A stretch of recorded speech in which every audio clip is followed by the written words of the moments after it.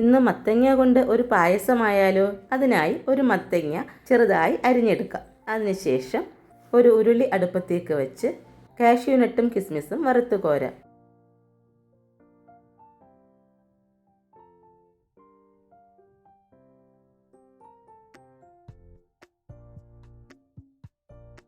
അതേ നെയ്യിൽ തന്നെ അരിഞ്ഞു വെച്ച മത്തങ്ങ വഴറ്റിയെടുക്കാം.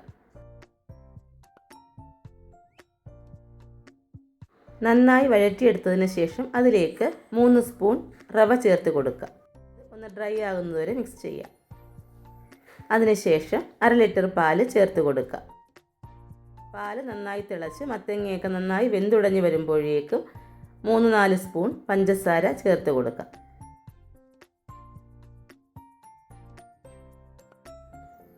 ആവശ്യമെങ്കിൽ 1 ഗ്ലാസ് പാല് കൂടി ചേർത്ത് കൊടുക്കാം.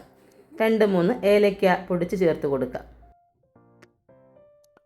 വറുത്ത് വെച്ച കിസ്മിസും കാഷ്യൂനട്ടും ചേർത്ത് കൊടുക്കാം.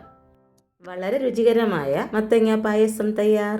വീഡിയോ ഇഷ്ടമായാൽ ലൈക്ക് ചെയ്യാനും ഷെയർ ചെയ്യാനും സബ്സ്ക്രൈബ് ചെയ്യാനും മറക്കല്ലേ.